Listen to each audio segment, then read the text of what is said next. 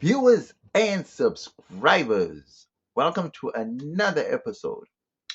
People, in this episode, we want to discuss the things that black people and colored people are afraid of, that they find difficult to overcome, that they fear the most, that they cannot conquer in this world. Let me know what you think about this topic in the comment section below. Don't forget to like, comment, share, and subscribe to the channel. You know we family, right? Holler. People, I've tried my best, right, to look at this topic from a bird's eye view because I tried to separate the good, the bad, the ugly. I tried to separate the noise, try to sift out the common sense from the noise. And I tried to my best to give the benefit of the doubt. But every time I try to give the benefit of the doubt, it just seems black people and colored people, yeah, we just not we're just not good at certain things. We're just not meant for certain things. We're not built for certain things. And we are just not supposed to be in certain spaces at all. Now, what am I talking about? There are certain things that are uniquely not for us, black and colored people. Outline a few. What are these things? Number one, mathematics. Number two, swimming. Number three, tax. You see, these three things are like a real painful part of our existence, to be honest, because these things continuously give us headaches in our everyday life. Now, I know that we go through life, yeah, upside down. I know that we go through life doing our colored and black things, you know what I mean? And to us, it's normal, you know? Not being able to swim, that's normal for us. Not being able to do mathematics, no, right? That's normal. But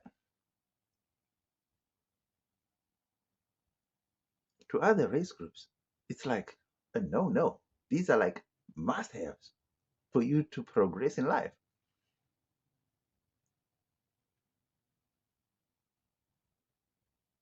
And I'm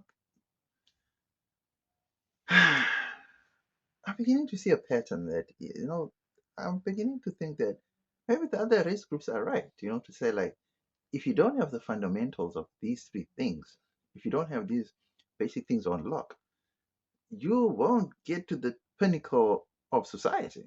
Not to say that every black person cannot do it. I'm not saying that at all. I'm just taking the average, right? The law of averages, right? Like I always say, white people are lactose intolerant. Like average white people are lactose intolerant, and that average white people are susceptible to cancer than black people, right? Average. We're just going according to averages, right? So let's look at it. Number one, most black and colored people cannot do mathematics, or most black and colored people struggle with mathematics. Oh, for the context of this video, I'm not going to keep saying black and colored, black and colored. We're just going to just keep it at black, right? And within black, I'm including colored people as well. And I know there are colored people that don't want to be called black. True. Then this video is not for you, right? But I can't keep saying black and color, black and color. We already just know if you're not white, you're black. Even though there are people that don't agree with that, and I'm fine with that too, right? So for the context of this video, when I'm saying black, I am talking about non-white people, excluding Indians. Guys, mathematics is a big one. I'm not good at maths. Never was, never is, never gonna be. I tried, and damn, go send me my family too. Whole family. Not good at mathematics. And I know there's a lot of other families too that are not good at mathematics. And it's a bad thing. Trust me. Because there's a saying that says if you can do mathematics, you can do almost anything else. Because almost everything else includes mathematics.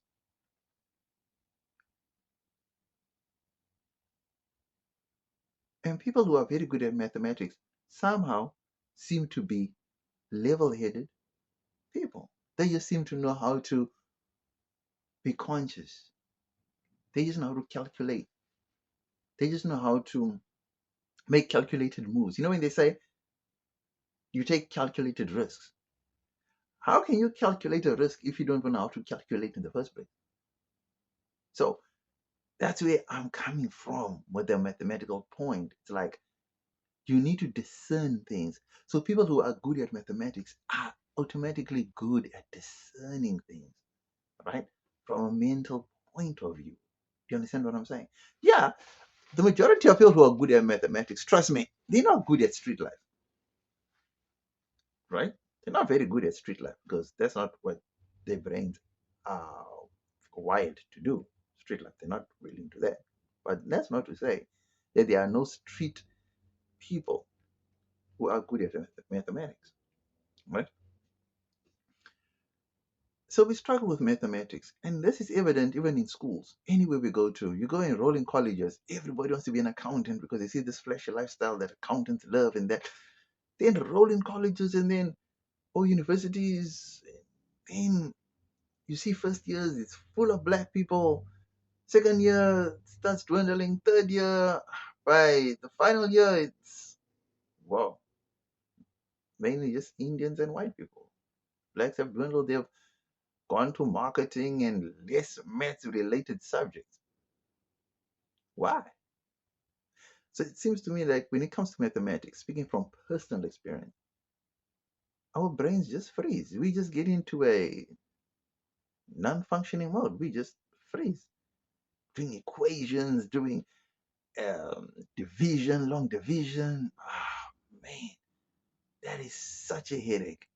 I mean, if x equals L, if L equals 2, how do letters equal numbers? I mean, just then that translates into things like we are not good at other things because we're not good at mathematics. Could it be true? Okay, that's on the mathematics side of things, right? Anything to do with maths, well, we're really not interested. Our brains just shut down when it comes to that. Okay, let's move to number two. Number two, swimming. We are afraid of water.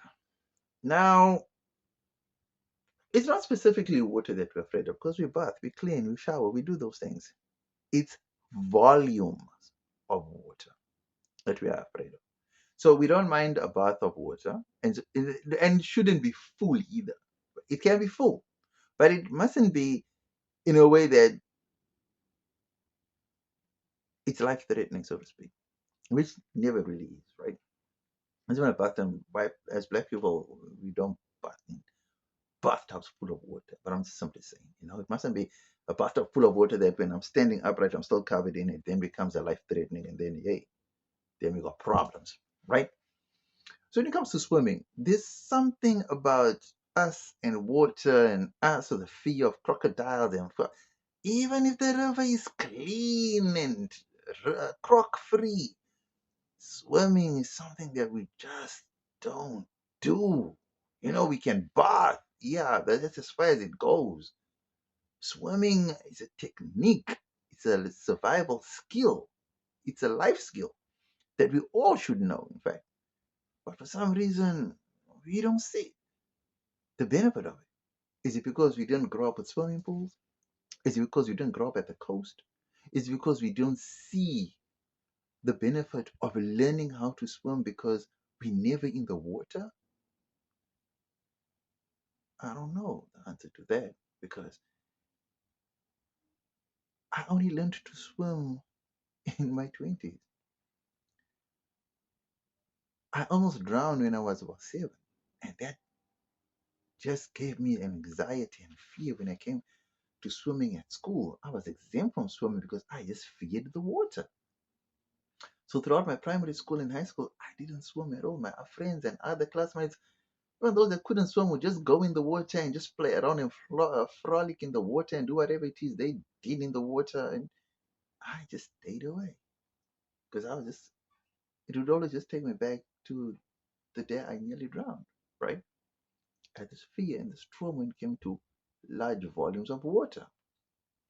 Okay, then I decided to conquer my fear. And I decided, okay, in my 20s, I'm going to conquer this fear and I'm going to learn how to swim. So I got my friends to teach me how to swim. And now I swim. Not Olympic type swimming. I can't even swim straight to save my life, but I can swim to keep myself alive and afloat. You know what I'm saying? I can have fun in the water. I can go underwater. I can now come up. I can do what I need to survive in water. I do not have fear anymore because now I enjoy the waves. I enjoy the water. I enjoy. Now I realize what I've been missing all those years because I let my traumas take over my emotions. But that's just me. And unfortunately, there's a lot of other me's that still feel traumatized when they come to water. Okay. Number 3, when it comes to taxes. See, money is a funny foreign concept to us, right?